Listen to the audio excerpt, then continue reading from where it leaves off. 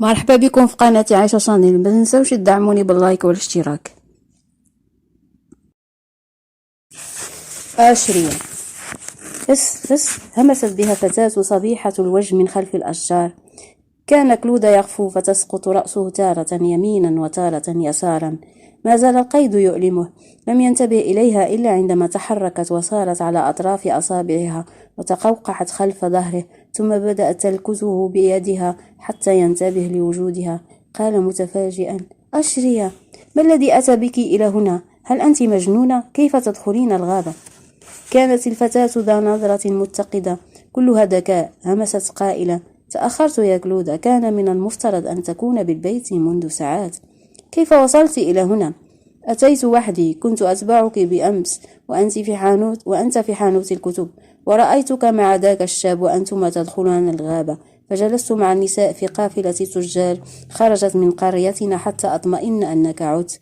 تابعوا سيرهم فسرت معهم حتى حدود الغابة، ودلجت أفتش عنكما، أنتما بالكاد على أطرافها. عثرت عليكما سريعا ورأيت القيد على يديك، وكنت قد أتيت بذاك المسحوق لأحمي نفسي إن هاجمتني تلك الذئاب فألقيه على أعينها.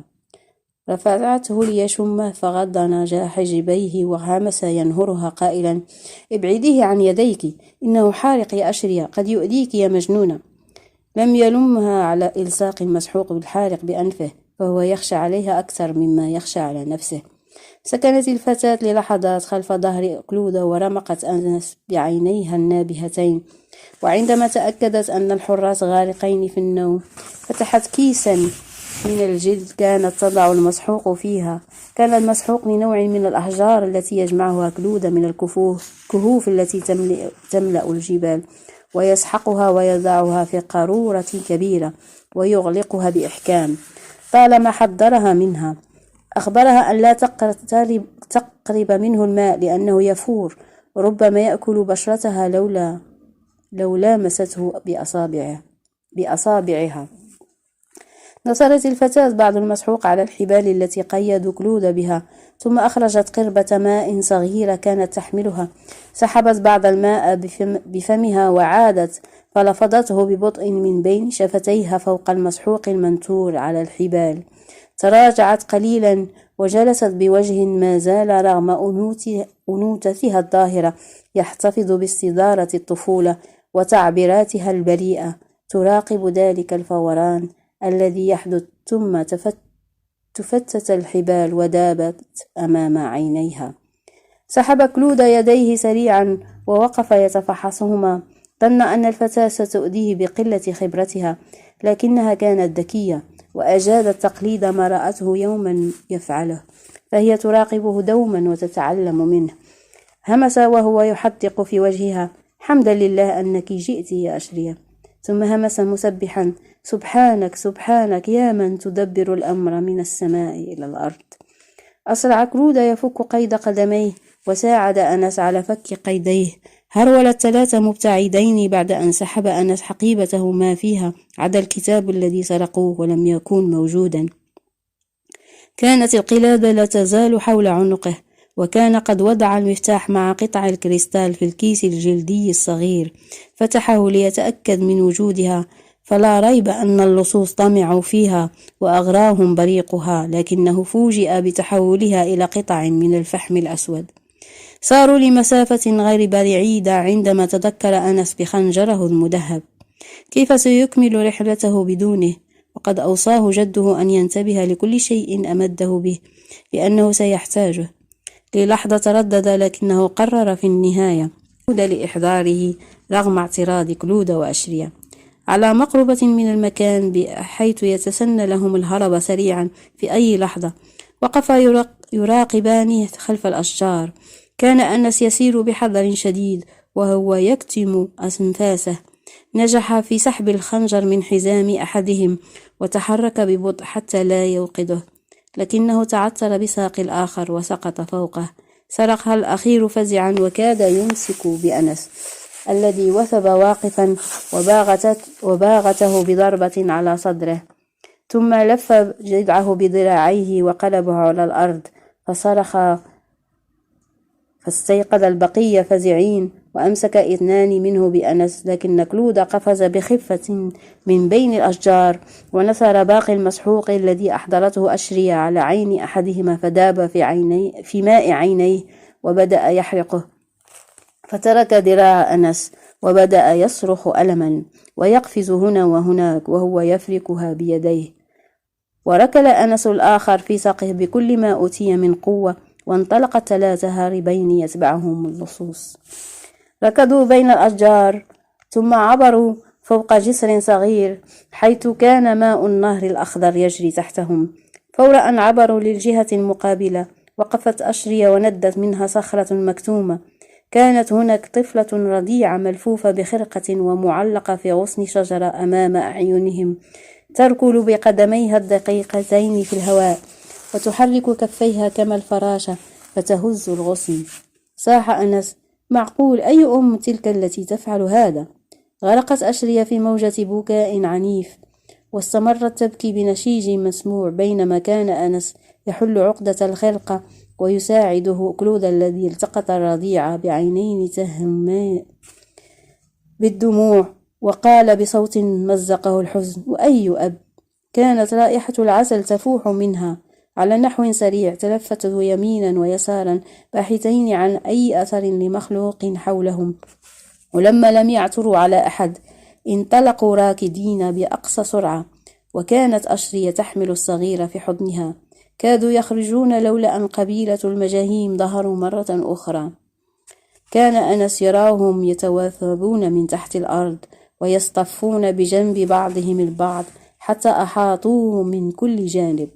بدا وكأن كلود وأشرية لا يرونهم.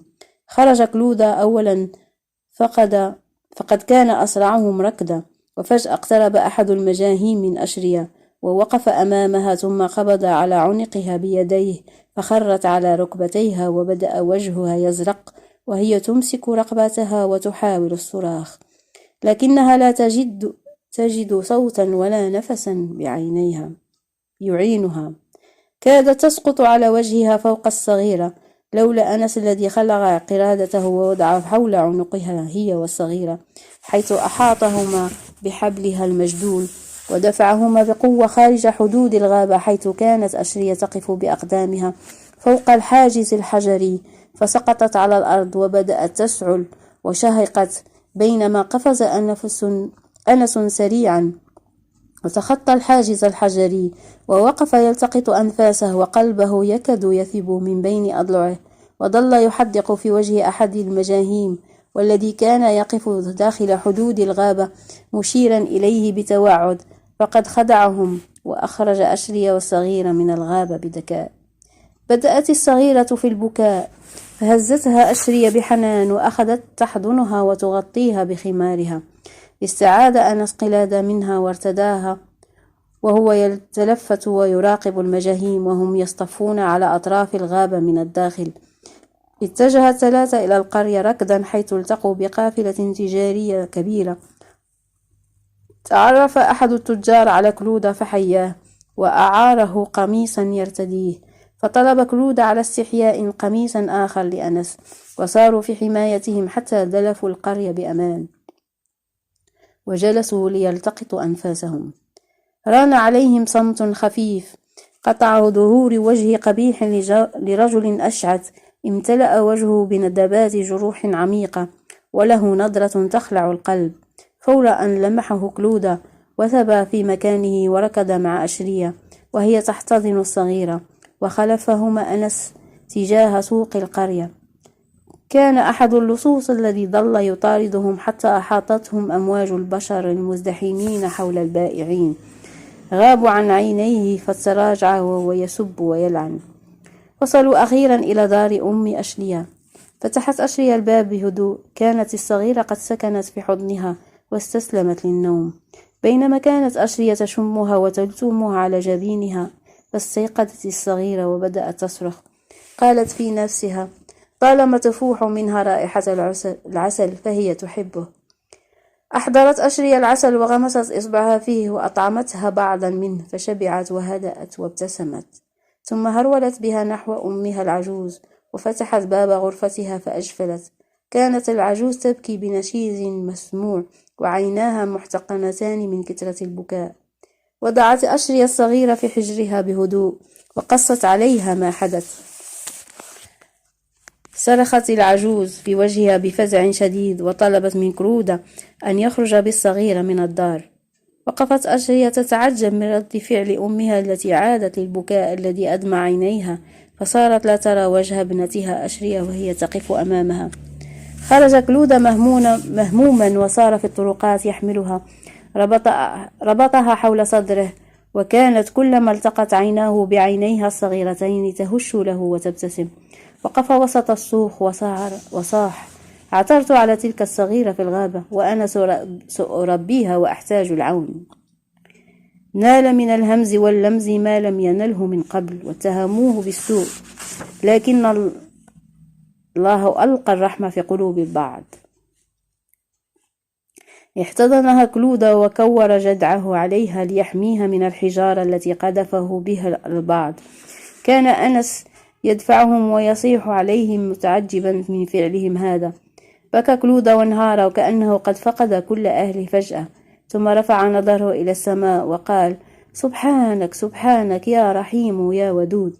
ثم أكمل بصوت تخنقه العبرات: وما ذنب الصغيرة وما ذنب الصغيرة. خرجت امرأة ثلاثينية من بيتها وعليها ثياب ملطخة بالطين الأبيض طحين الأبيض، وخلفها تهرول طفلتان صغيرتان. سارت بخطوات ثابتة وهوية توزع نظرات تحمل الكثير من التحدي لمن تجمهر حول كلودة. ثم نظرت للرضيعة وحملتها منه وبدأت الدموع تجري على خديها: سأرضعها لا تخف عليها، قالتها بصوت واثق وهي تحتضنها. كانت تلك زوجة الخباز، وكان رجلا بسيطا قد أحسن إليه كلودة من قبل، وكانت تحفظ وزوجها له الجميل. أخبرته أن يتركها في دارهم طوال النهار ويعود ليأخذها لتبيت معه ليلا. سبحانك سبحانك تسخر من خلقك من تشاء لمن تشاء، قالها وهو يتركها بين يديها. كانت نبرة صوت كلودة تقطر حنانا وحبا وحزنا في نفس الوقت. تجول أنس في ملامحه التي تطفح بالحزن وقال وهو يمسح على رأس الصغيرة بينما زوجة الخباز تحملها: جميل ما صنعت، أحسن الله إليك كما أحسنت إليها. رفع كلودة صوته وسط السوق وقال وما زالت الدموع تسيل من عينيه: سبحانك سبحانك، لولا العبرات النقية والأنات الخفية لهلكت الأنفاس. انصرف وترك الصغير مع زوجة الخباز. بدا كلودة حزينا منكسرا. كان أنس يتساءل عن حال ذلك الشاب، هل هو ناسك عابد أم مريض أم عاشق ولهان يحب ابنة عمه بشغف؟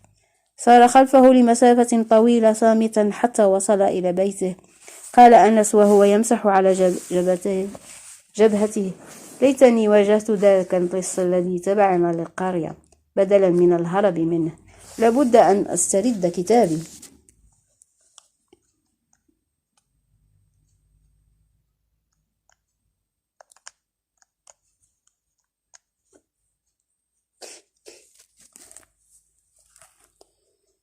التفت إليه كلودة وهو يفتح باب دار البسيطة: ربما من الأفضل أن تنتظر حتى تسأل شهاب. لا، سأستعيده بنفسي، قالها بعد أن زمع شفتيه ورد أن يلقن القبيح والمقبح درسا، فهو لم يعتد على ترك حقه طالما هو قادر على استرداده. كان عصي عليه أن يشرح هذا لكلودة، لن يهدأ له بال حتى يسترد الكتاب بنفسه. حل الليل سريعا وكان قد أرهق من السير. دلفا معا لبيت كلودة بعد أن مرت من فوقهما تلك البومة العجيبة التي تمنح أميرتها رؤى ليلية تكشف عن المحاربين. فرأتهما الأميرة نبرة بعيني بومتها. هي تعلم الآن أن أنس بصحبة شاب، لكنها ما زالت لا تعرف مكانه، ولم ترى بعد وجه هذا الشاب الذي يستضيفه.